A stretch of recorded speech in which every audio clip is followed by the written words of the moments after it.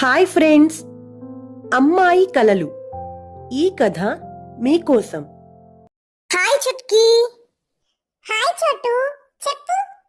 ఏం లేదు చుట్కీ, మన ఈ కథ మీకోసం వాళ్ళు కథలు పెట్టడానికి ఎంత కష్టపడుతున్నారు. కథలు చెప్తున్నారు, ఎడిటింగ్ చేస్తున్నారు, మంచి మంచి కంటెంట్ ఇస్తున్నారు, ఇంకా మోటివేషనల్ కోట్స్ కూడా పెడుతున్నారు.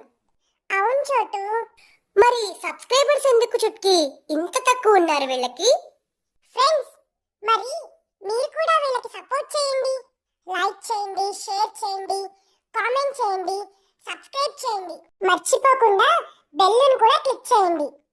సరేనా చుట్కీ, ఇక మనం వెళ్దామా? అనగనగా ఒక ఊరిలో ఒక అమ్మాయి ఉండేది.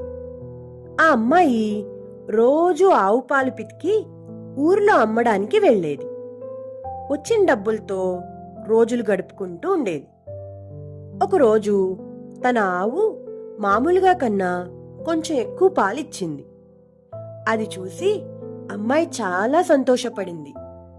రోజు తీసుకెళ్లే బిందె కన్నా పెద్ద బిందెలో పాలు నింపుకుని తలపైన పెట్టుకుని ఊరివైపు బయలుదేరింది.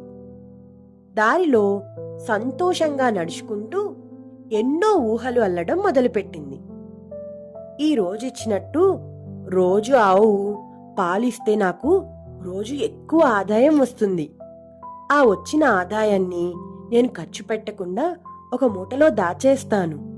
కొద్ది రోజులకి ఆ మూటలో చాలా డబ్బులు జమ అవుతాయి. అప్పుడు ఇంకో ఆవును కొంటాను. అలా అలా కొద్ది రోజుల్లో నా దగ్గర చాలా ఆవులుంటాయి. అవి చూసుకోవడానికి పాలేరులను కూడా పెడతాను. నేను రోజూ ఇలా ఎండలో ఊరికి వెళ్లే అవసరం ఉండదు.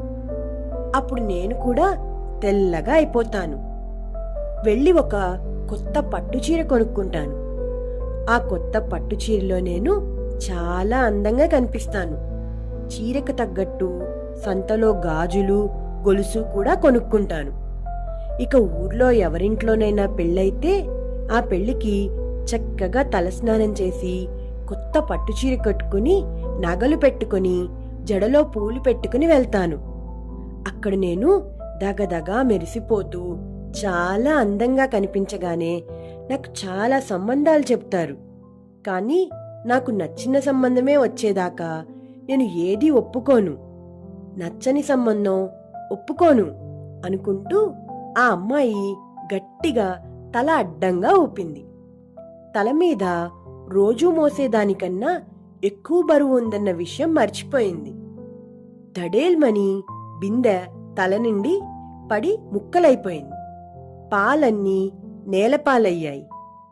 ఆ పాలు అమ్మనూ లేదు, ఎక్కువ డబ్బులు సంపాదించనూ లేదు, ఆవులు కొననూ లేదు, పాలేరులను పెట్టనూ లేదు, ఇక పట్టుచీర కొనలేదు, గాజులు కొనలేదు.